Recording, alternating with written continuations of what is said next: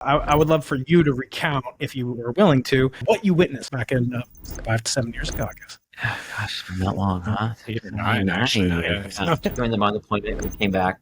And when we came back, typically what happens is you'll start upgrading systems or repairing things, yada, yada.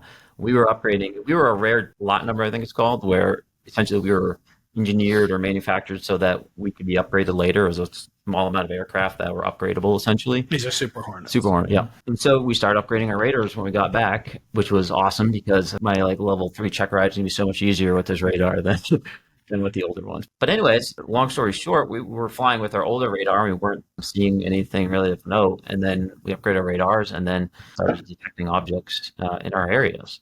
There's two conversations here. And that's the first conversation I'm having is what my real-time experience was. There's some things I've learned since then, and I'm going to hold those. But so just to be clear that I'm just kind of talking about my interactions as a first-person observer. So okay, we were thinking these were radar errors, because you get false track hits on our older radars.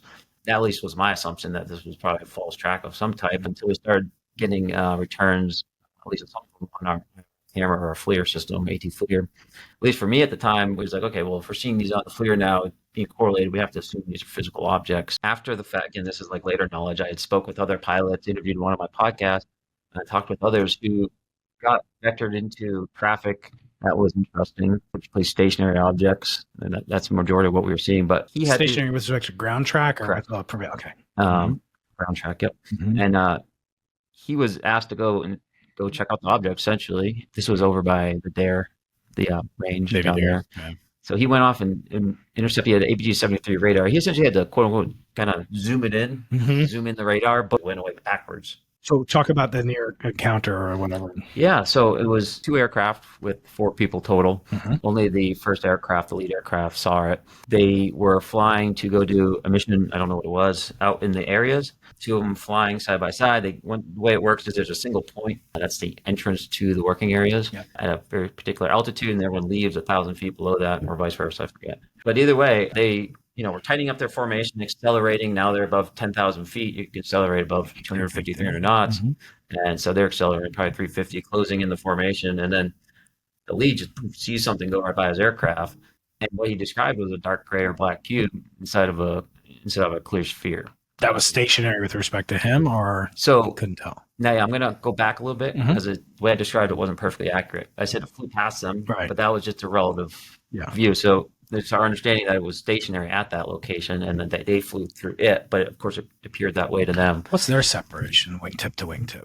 Pretty tight. I've been using about 100 to 150 feet as an average because they were probably tightening out to get in there and stuff. So you don't know the exact distance, but about there. Okay. So go on. So then they... So the object, it's hard to, really objectively see things if they're going by like that, especially when it's a surprise and all that. So confidence in the data is, somewhat low here, I'll say. But, he described it. He thought it came closer to his aircraft. And so he described it as like 5 to 15 feet in diameter.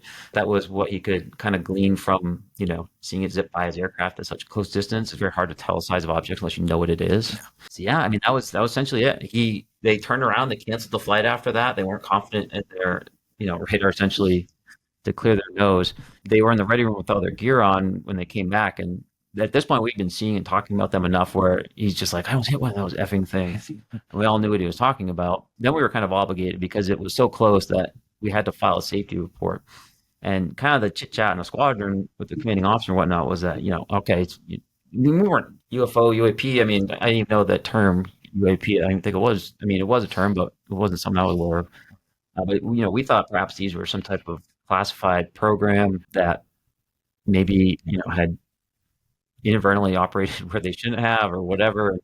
Maybe we could kind of get a message to them that they were now, this was going to lead to a mishap if they didn't take care of it and get their, their stuff in order. And it happened multiple times, right? There were multiple sightings of the similar type of variety from different pilots? Yep. Okay.